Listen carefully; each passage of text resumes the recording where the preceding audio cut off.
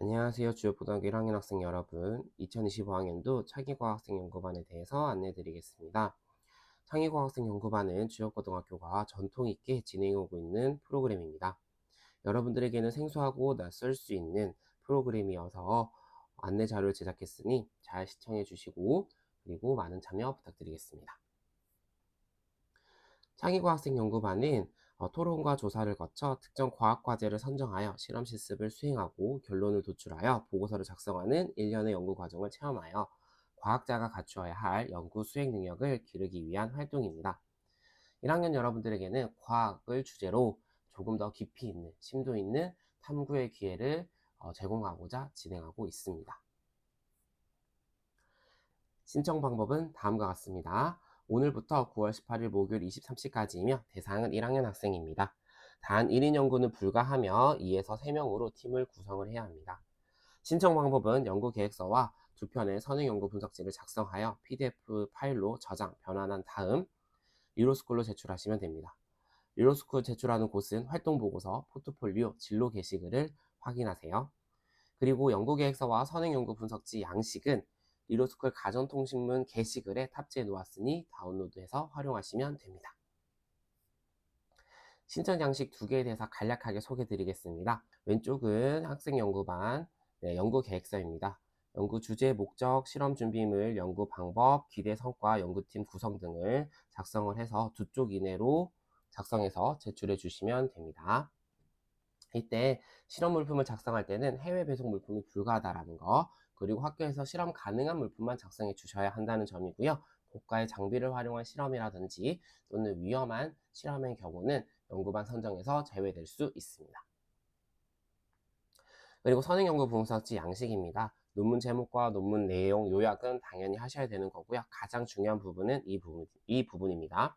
논문 내용에서 우리 연구에 참고할 내용을 구체적으로 작성해 주시기를 바라며, 그리고 그 과정에서 나온 회의 내용 그리고 활동 사진도 같이 작성해 주시면 됩니다. 자, 이 연구 분석지는 두 편의 논문을 탐색해서 각각 작성해야 되기 때문에 두 편의 선행 연구 분석지를 제출해 주셔야만 합니다. 이때 여러분들이 이 선행 연구 자료로 아마 DBPI에 있는 논문을 많이 활용을 하실 거라고 생각이 드는데요.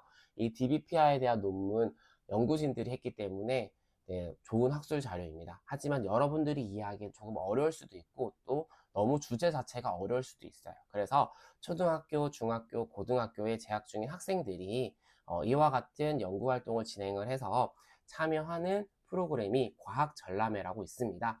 이 과학전람회에서 매년 수상작들은 게시를 하고 있거든요. 그래서 그 자료를 활용하시면 더 좋을 것 같습니다. 그래서 한 편은 과학전람회에 있는 자료를 활용하시고, 그리고 그걸 바탕으로 어느 정도 주제가 조금 가다듬은 팀은 구체적으로 조금 더 심도 있는 내용으로는 DBPR 논문을 활용하시면 좋을 것 같습니다. DBPR 활용 방법은 학급에 게시된 게시문을 활용해 주시고요. 그 다음에 과학전람회 활용에 대한 방법은 바로 이어서 나오는 영상을 시청해 주시면 되겠습니다.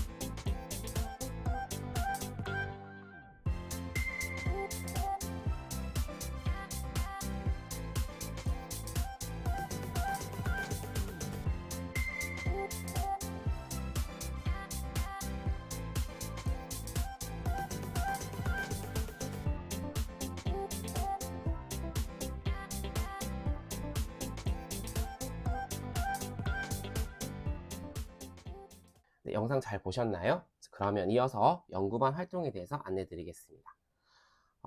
여러분들이 제출하신 연구 계획서와 선행 연구 분석지를 확인하여 참고하여 총 25팀의 연구반을 선정할 계획이고요. 그 선정 결과는 9월 26일 금요일에 팀장에게 문자로 개별 안내 예정입니다.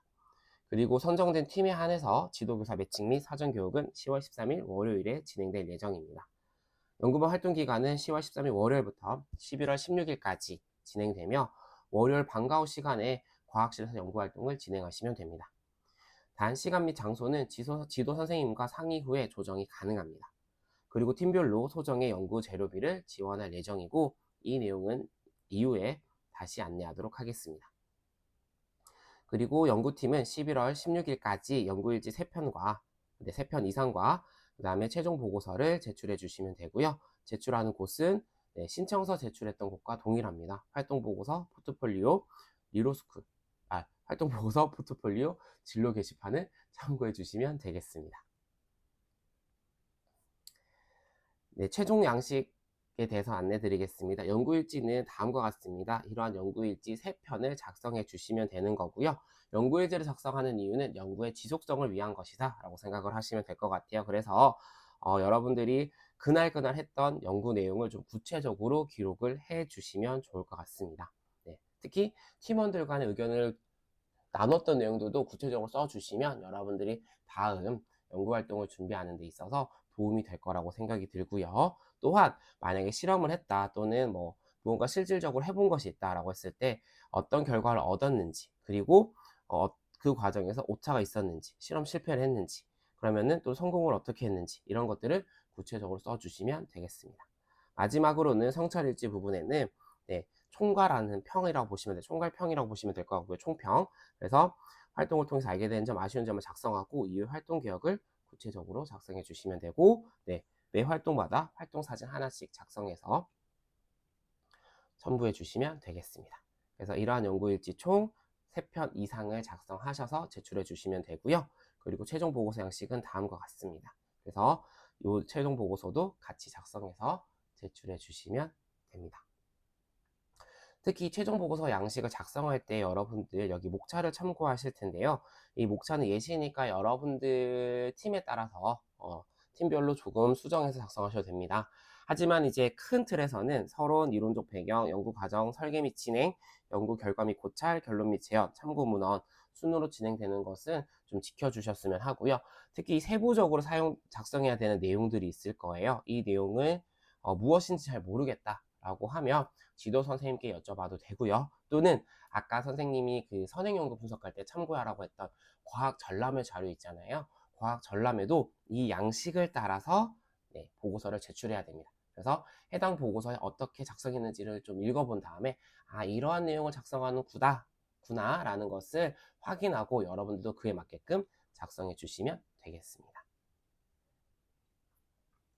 네, 그럼 이렇게 해서 창의과학사 연구반 전체적인 안내는 마무리하도록 하고요. 많은 참여 부탁드리고 혹시나 문의사항이 있는 친구들은 1층 창의과학부 교무실로 이승엽 선생님을 찾아오시면 됩니다. 네, 그럼 이어서는 작년 선배들, 그러니까 여러분은 지금 2학년이죠. 2학년 선배들이 작년 1학년 때 창의과학학생연구반을 진행을 했었던 팀들 중에서 우수작 2편에 대한 영상을 볼 건데요. 어떻게 연구를 진행했고 어떤 연구를 했는지 참고해 보시면 좋겠습니다. 네, 그럼 이상 설명은 마치도록 하겠습니다. 감사합니다.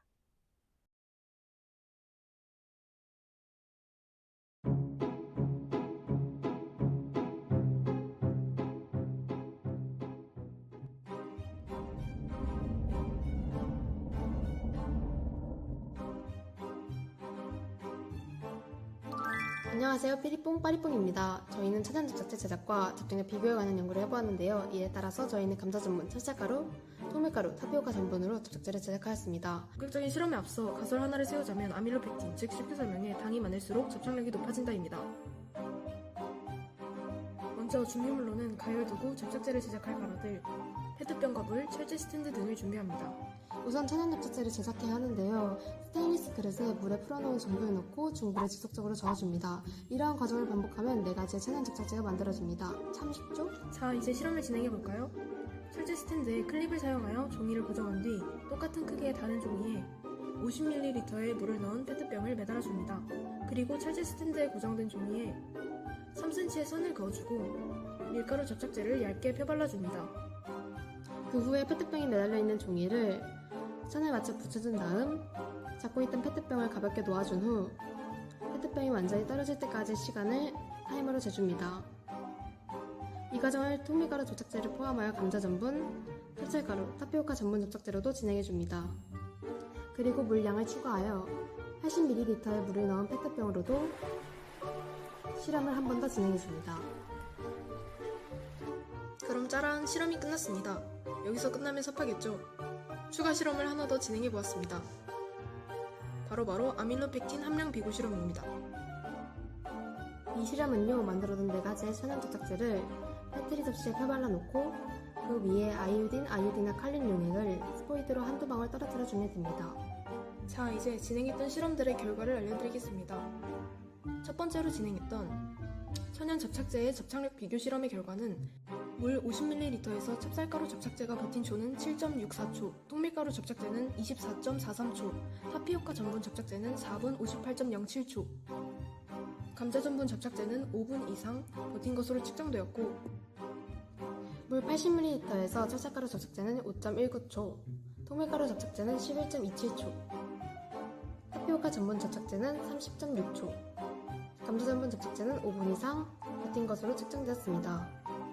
또한 아이오딘, 아이오디나 칼륨 용액을 통한 아밀로펙틴 함량 비교 실험을 실행한 결과로는 찹쌀가루 접착제는 적자색, 감자 전분 접착제와 타피오카 전분 접착제는 청량색, 통밀가루 접착제는 적자색과 청색 사이 정도인 추색이 나타났습니다.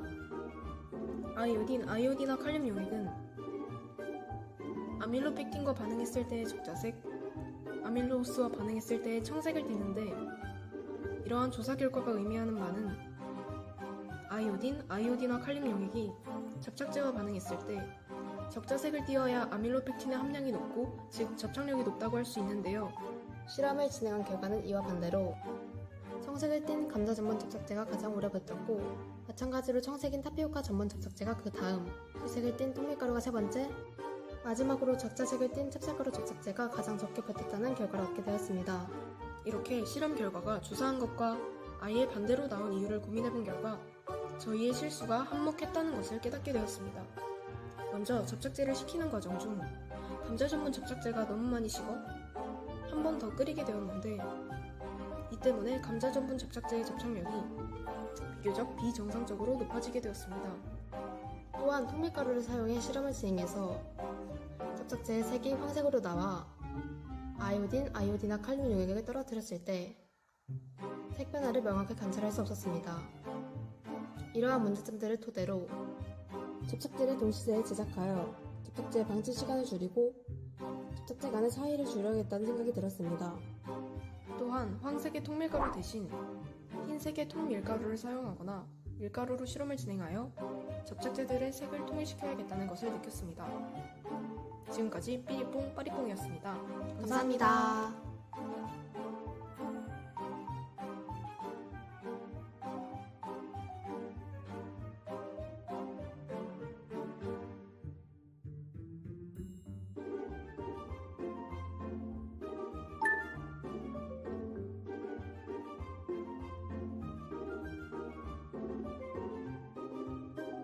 마늘로 편분제를 대체해요.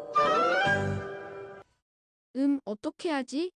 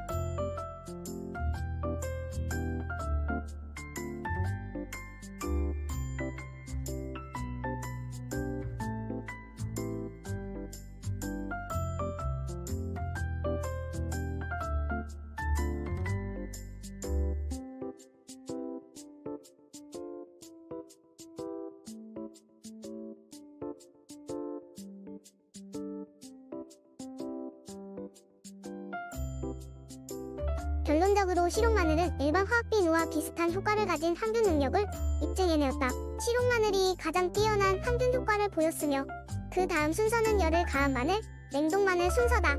아쉬운 점은 냉동마늘을 제작할 때 완전한 무균 상태의 냉동고를 활용하지 않아 오염 때문에 결과에 오차가 생겼을 것 같다. 마늘 비누에서 아쉬운 점은 향의 거부감인데 마늘의 강하고 톡 쏘는 매운 향이 아로마 오일을 넣었음에도 심하게 나고 손을 세척한 후에도 마늘향이 남아있어 사람에 따라 호불호가 강하게 갈릴 것 같다는 결과이다. 향은 조금 떨어지나 향의 강한 정도는 훨씬 약했다. 끝.